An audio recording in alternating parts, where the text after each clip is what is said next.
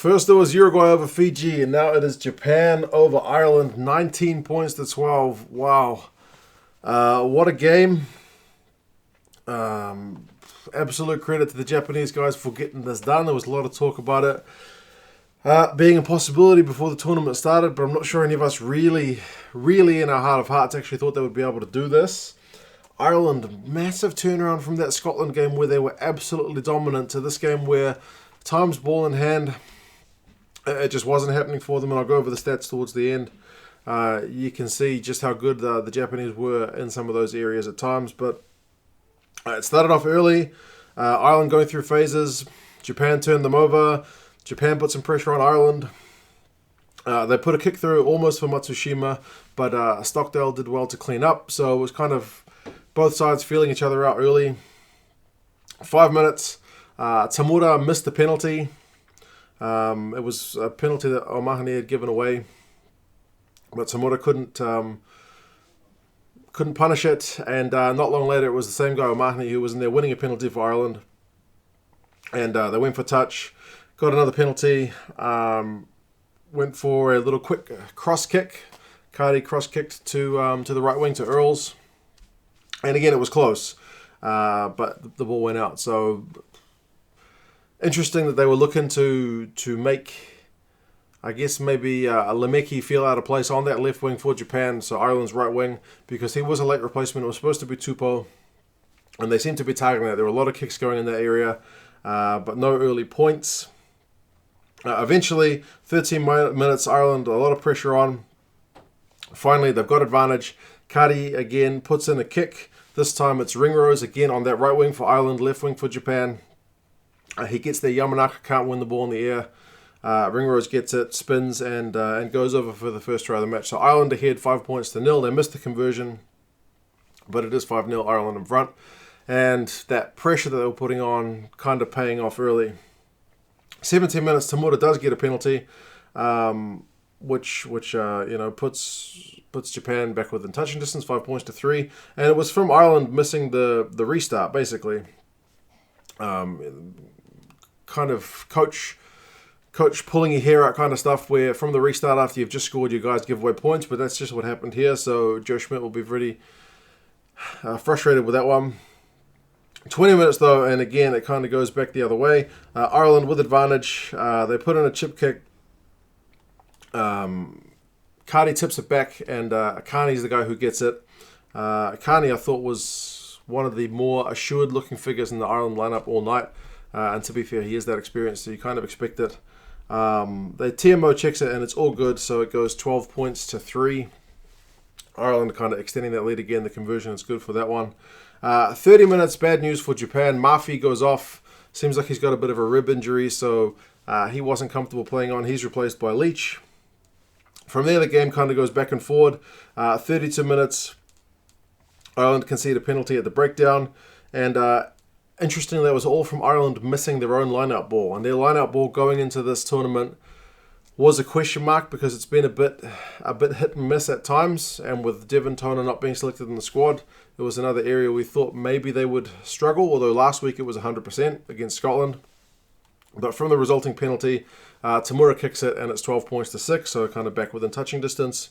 35 minutes, interestingly, Japan win a scrum penalty. They go for touch, line out, phases, win another penalty, and Tamura slots that one. So it's 12 points to 9. Real pressure kick on Tamura, and he didn't kick all his kicks tonight, but he kicked that one. 39 minutes, Cardi's restart goes too long, and they touch it down in the in-goal area, so there's a scrum. And just before half-time, Horie, as Japan are putting pressure on, puts a little kick through. He's the hooker, but nothing comes of that. For Lemeki, it's close, but not quite. That's how it is at halftime. 12 points to 9. So very tight. You look at the stats, run meters 208 to 166 in Japan's favour at halftime, so slightly more with the ball. Possession 58, territory 53. This is all to Japan. Tackling percentage for Japan, 91% in that first half. Ireland also 88%. So both sides defensively very sound. Ireland not conceding any tries in that first half. It's just penalties. Japan conceding those 2 tries, but kind of close things, both of them. But anyway, penalties conceded 4 to 6 Japan with 4 in that first half. It was very tight. Second half gets underway. Again, both sides kind of put the pressure on. It's going back and forth. The defences are still holding. And eventually Ireland gets a scrum penalty. They go for touch, and then they lose their line out again. So kind of key errors at key times were starting to get a wee bit costly. Interestingly, around 45 minutes, both Ireland's props went off. Although Furlong did come back on until about the hour mark and then went back off. So kind of a bit of chopping and changing. But I guess maybe that was partly to do with the weather. Healy was looking a bit... I don't know if he'd taken a knock or he was a bit kind of winded or something, but he went off 45 minutes. May have been just a plan all along. At one point, Matsushima, real kind of guts. The Irish put a kick through. It's one of those kicks that just holds up. It's probably going to go into the end goal, but he's got guys chasing him, so he has to grab it.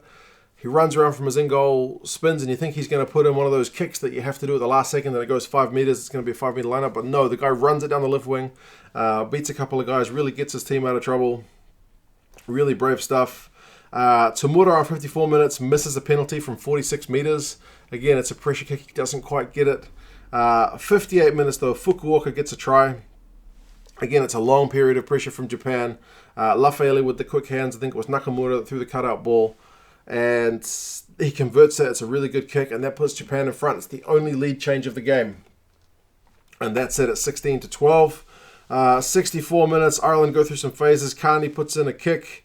It's a good kick. Matsushima has to run it out. Ireland go through more phases. Eventually, Japan gets a turnover. The defense was just immense. Byrne comes on. His first act of the game was to win a turnover. You know he's kind of the king of that. O'Mahony's already gone off. And he's your kind of guy who's going to steal the ball at line-out time. So with him off, Byrne comes on. You get that pay from him immediately. Ireland go 18 phases, but then a forward pass kind of ruins it all. 67 minutes, interestingly, Carney went off. The commentary team I was listening to were pretty hopeless, and they didn't really add any value as to what was actually going on. They were confused as to why McGrath was coming on, and what's his name? Irish number 9. Murray, one of the most famous number 9s in the world, still kind of in shock. While he was still on, I'm assuming Carney got injured. They didn't have any more subs because Lama was already on, and they stuck McGrath on the left wing, which was not ideal when you're trying to get points at the end of the game. But yeah, Carney going off was pretty concerning because, as I said, I thought he was looking pretty assured. 71 minutes, Tamura kicks a penalty to make it 19-12. That is the final score of the game. That's how it finished. It was almost another try to Japan on 77 minutes. Fukuoka gets an intercept line break. Earls runs him down, and his tackle was one of absolute desperation. He gets himself airborne. It's a last gasp effort, but he gets Fukuoka. But they knock the ball on from there, so Japan get a chance to scrum from like 5 meters out with a minute left on the clock. They scrum it. They go through a couple of phases. They knock it on and give Ireland that one last chance to go length of the field and score a try. The hooter has gone. They're just playing advantage. They didn't reset another scrum after the Japanese lock on. The hooter's gone. And they get the ball to Carberry's in the goal area and he kicks it out. I don't know if they missed the hooter or what was going on, but they kicked it out. And it's one of those kind of incredulous moments where you don't know what happened. Still kind of in shock. Ireland have lost to Japan. It was a hell of a game. Defensively, both sides making the other ones pay. There were some big hits, a lot of turnovers. Stats, run meters 471 to 318. That's in Japan's favour. Possession was pretty even. Likewise was territory over the course of the game. Although in that opening period of the second half, Japan were putting on a lot of pressure. Ireland in the second half, so the final quarter. Tackling percentages for both sides were very good. 92% for Japan, 86% for Ireland, so both very respectable. But I mean, Ireland, 127 tackles made, 147 attempted, so missing 20 tackles for Ireland is not up to scratch, even though for most teams, 86% is very solid. Japan, 92%. 171 tackles attempted, 158 made. That's a phenomenal effort. I guess that is that extra step you get playing at home. But yeah, individuals, I gave the Japanese locks a wee bit of criticism in my preview, saying that was one area where I thought Ireland were really going to just be a cut above. More made 23 out of 23 tackles. Thompson made 19 out of 19. Absolutely top stuff. I cannot say anything else. Although, I mean, I think James Ryan made like 15 out of 15. Van der Fleer made like 15 out of 16. So a lot of guys defensively very sound. Ringrose was probably the most dangerous ball in hand. He had like 7 defenders beaten, 60-something run meters in a game where people weren't exactly getting a whole bunch of run meters. Fukuoka had the most run meters, I think, with 80-odd. But again, part of that was just that intercept where he did get run down. But, yeah, how this looks for the pool is anyone's game, man. What's Scotland going to do here? Japan are undefeated, but they've still got to play Scotland. Scotland could, in theory, beat Japan. And then you've got all these teams, again, in a situation where they've got one loss. I don't know what's going to happen. It's going to be fascinating stuff. Ireland fans are going to be pretty unhappy with this result, no doubt. It is good for the game. It's kind of like having a prison built in your neighborhood. Like, you don't want a prison built in your neighborhood, but you know that you need a new prison if there's too many prisoners. So nobody wants to be the team that gets upset in a Rugby World Cup, but the Rugby World Cup needs upset, so that's just a thing. But yeah, the commentary team was really rubbish on the stream I was watching. That was Rob Vickerman. They kept getting the Japanese players wrong at the start of the game. They got better as it went on. But then it wasn't just the Japanese players, it was the Irish players. At one point for Carney's try, initially he thought it was O'Mahony, then he thought it was Earls, and then he realised it was Carney. Maybe he just had a bad seat. I don't know, but I'm not going to dwell on that because it was an awesome game. It won't be awesome for Irish fans, but nobody's out of that pool yet. There's still plenty of rugby to come in Pool A. How it's going to happen, who knows? We'll wait and see. You guys let me know your thoughts on the game.